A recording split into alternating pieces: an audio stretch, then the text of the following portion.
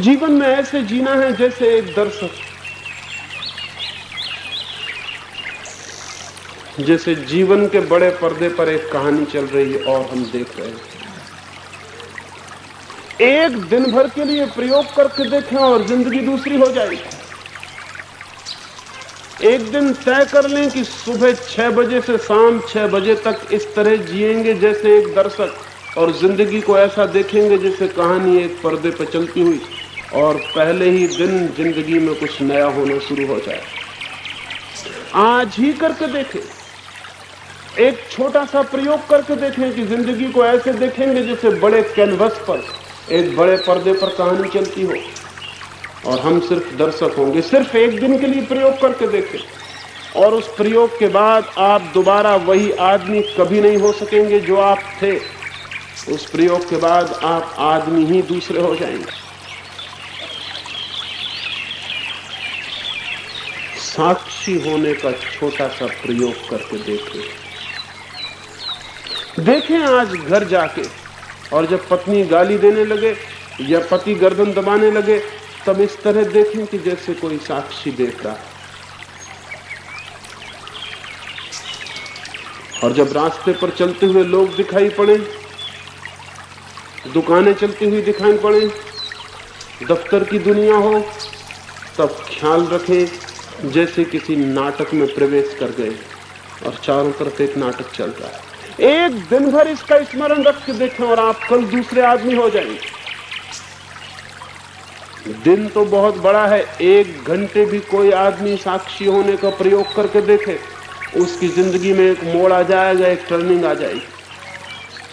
वह आदमी फिर वही कभी नहीं हो सकेगा जो 1 घंटे के पहले, क्योंकि उसे 1 घंटे में जो उसे दिखाई पड़ेगा वो हैरान कर देने वाला होगा। और इस 1 घंटे में उसके भीतर जो परिवर्तन होगा, जो ट्रांसफॉर्मेशन होगा, जो कीमिया ही बदल जाएगी, वो उसके भीतर चेतना के नए बिंदुओं को जन्म देगी। 1 घंटे के लिए ऐसे देखें कि अगर पत्नी गालियां दे रही, अगर मालिक गालियां दे रहा है, तो ऐसे देखें कि जैसे आप सिर्फ एक नाटक देख रहे हैं, और फिर देखें कि क्या होता है। सिवाय हंसने के और कुछ भी नहीं होगा, सिवाय हंसने के और कुछ भी नहीं होगा। भीतर एक हंसी फैल जाएगी और चित्त एकदम हल्का हो जाए।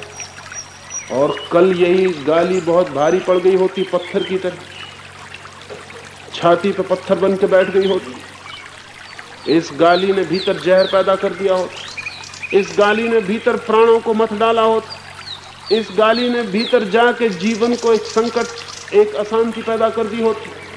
जिंदगी एक प्रतिक्रिया बन जाती है, एक रिएक्शन बन जाता, जिंदगी एक तूफान और एक आंधी हो जाती। वही गाली आज आई थी, और इधर भीतर अगर साक्षी है तो गाली ऐसे ही बुझ जाएगी जैसे अंगारा पानी में पड़ के बुझ जाए और राख हो जाए, और आप देखते रह जाएंगे। और तब हैरानी होगी कि यही गाली कल पीड़ित करती थी, आज क्या हो गया। यही बात कल बहुत कष्ट देती, और आज क्या हो गया। आज आप बदल गए, दुनिया वही है। दुनिया हमेशा वही है, सिर्फ आदमी बदल जाते हैं, और जब आदमी बदल जाता है तो दुनिया बदल जाती है। दूसरा सूत्र है, पहला सूत्र है जीवन एक सपना, दूसरा सूत्र है उस सपने में एक साक्षी की तरह जीना। साधना के यही 2 सूत्र हैं। जीवन एक सपना है और सपने में एक साक्षी की तरह जीना। और जो आदमी सपने में साक्षी की तरह जीना शुरू कर देता है, उसकी जिंदगी में क्या हो जाता है इसे शब्दों में कहना मुश्किल है। इसे तो केवल करके ही जाना जा सकता है, इसे तो प्रयोग करके, एक्सपेरिमेंट से ही पकड़ा जा सकता है और पहचाना जा सकता है कि क्या हो जाता है। तो थोड़ा सा प्रयोग करें और देखें।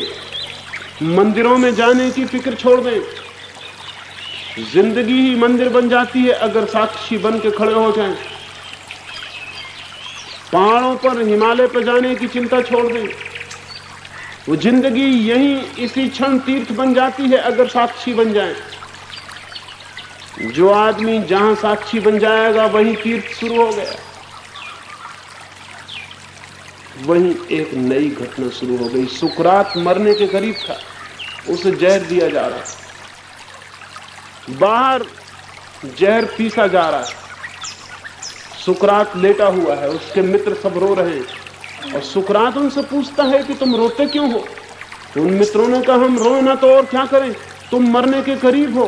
तो सुकरात ने कहा पागलो, वो तो मैं जिस दिन जन्मा था उसी दिन रो लेना था, क्योंकि जब जन्म शुरू हुआ तभी मौत शुरू हो गई। अब तुम इतनी देर करके रोते हो, वो तो जब मैं जन्मा तभी मरना शुरू हो गया। जब कहानी शुरू होती तभी उसका अंत भी आ जाता, जब पर्दे पे फिल्म शुरू होती है तभी जान लेना चाहिए कि समाप्ति भी आएगी। वो दी एंड भी बहुत जल्दी आ जाने वाला, वो तो प्रारंभ में ही अंत छिपा हुआ है। पागलो, सुकरात ने कहा, वो तो हम जन्मे थे तभी हमने समझ लिया था कि मर गए, बात वहीं खत्म हो गई। अब क्या रोते हो? और सुकरात ने कहा कि अगर रोना ही है तो अपने लिए रोना, मेरे लिए तुम क्यों रोते हो जब मैं ही नहीं रो रहा हूं? सुकरात ने कहा कि जाओ जल्दी से देखो वो जहर तैयार हुआ कि नहीं। सुकरात खुद उठ के बाहर गया, उस जहर पीसने वाले से कहने लगा कि समय हुआ जा रहा है, 6 बजे जहर देना है, अभी तक जहर तैयार नहीं हुआ। वो जहर पीसने वाला कहने लगा कि मैंने बहुत लोगों को जहर दिया, तुम जैसा पागल आदमी नहीं देखा। हम चाहते हैं कि थोड़ी देर लगा दें, तुम थोड़ी देर और जिंदा रह लो, थोड़ी देर और सांसें ले लो, इतनी जल्दी क्या है मरने की?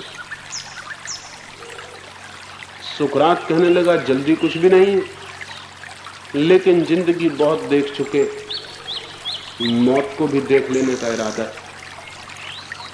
जिंदगी का सपना बहुत देख चुके, अब ये नई कहानी मौत की भी देख लेना चाहते हैं। इसलिए बड़ी उत्सुकता है कि जल्दी अब ये फिल्म खत्म हो और नई फिल्म शुरू हो, नया नाटक शुरू हो। इसलिए हम जल्दी पूछते हैं कि जल्दी करो। सुकरात को जहर दे दिया गया। वो आदमी इस तरह जहर पी लिया जैसे किसी और आदमी को जहर दिया गया हो। जहर पीता रहा और बातें करता रहा। जहर पी के लेट गया और कहने लगा कि मेरे पैर ठंडे हो रहे हैं, ऐसा मालूम पड़ता है कि पैर ठंडे हुए जा रहे हैं। मित्रों ने कहा कि पैर ठंडे हुए जा रहे हैं, तुम ही ठंडे हुए जा रहे हो।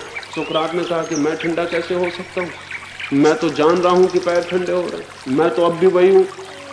फिर उसने कहा कि मेरे घुटनों तक जहर छा गया, अब मेरी कमर तक के हाथ पैर ऐसे हो गए जैसे हो ही ना, मुझे पता नहीं चल रहा है।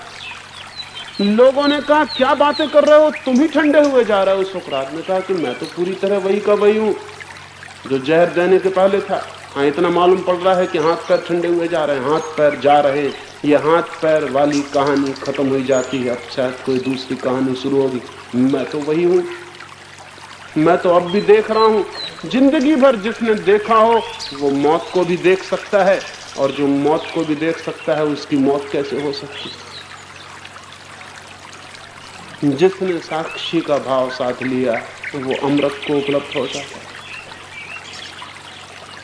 स्वामी राम अमेरिका गए, वो बड़े अजीब आदमी थे। दुनिया पे कुछ थोड़े से अजीब आदमी कभी कभी पैदा हो जाते हैं, इसलिए दुनिया में थोड़ी रौनक। स्वामी राम बहुत ही अजीब आदमी। अगर कोई उनको गाली दे देता तो वो खड़े होकर हंसने लगते और मित्रों को जाके कहते कि आज बाजार में राम को खूब गालियां पड़ी। तो लोग कहते राम को, आपको नहीं। स्वामी राम कहते कि मुझको लोग जानते ही नहीं, गालियां कैसे देंगे? राम को जानते हैं, राम को गालियां देते। और जब राम को गालियां पड़ रही थी तब हम भीतर बैठ के हंस रहे थे मन ही मन में कि अच्छा है बेटा, खूब गालियां पड़ रही। एक गांव में राम गया था, स्वामी राम कहते एक गांव में राम गया था, गिर पड़ा एक गड्ढे में। हम खूब हंसे, हमने कहा कि अच्छे गिरे। अरे बिना देख के चलोगे, गिरोगे ही। लोग कहते कि आप किसके बाबत बातें करते हैं? तो वो कहते इस राम के बाबत बातें करता हूं।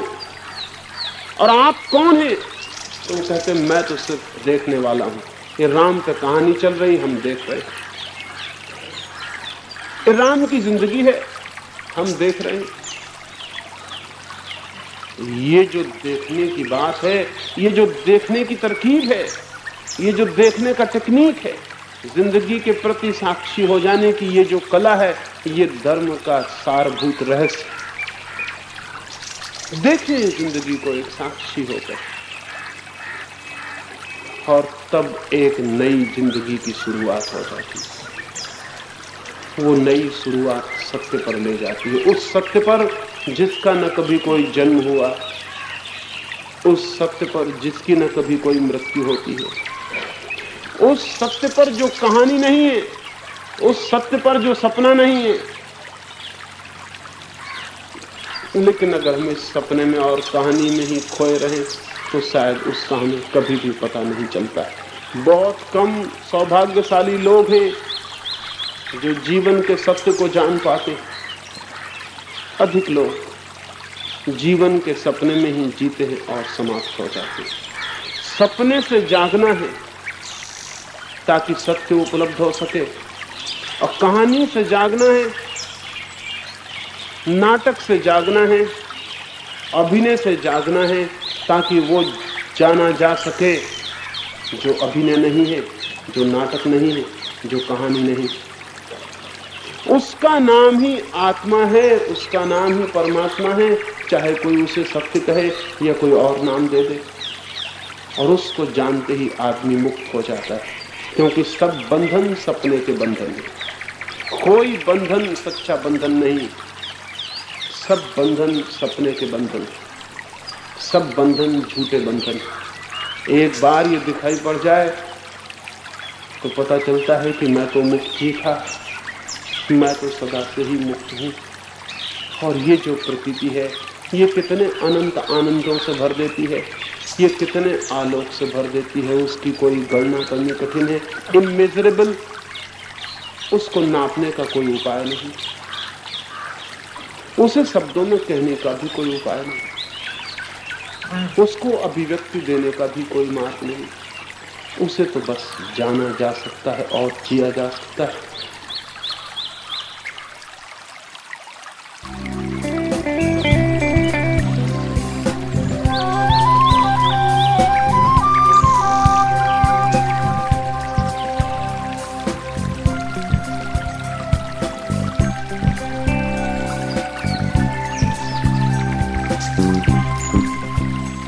मरते समय तुम्हें ये आनंद रहे कि जैसा जीना था वैसा जिया, जो करना था वही किया, न तो झुका न समझौते किए। अपनी मौज में रहा, अपनी मस्ती में रहा।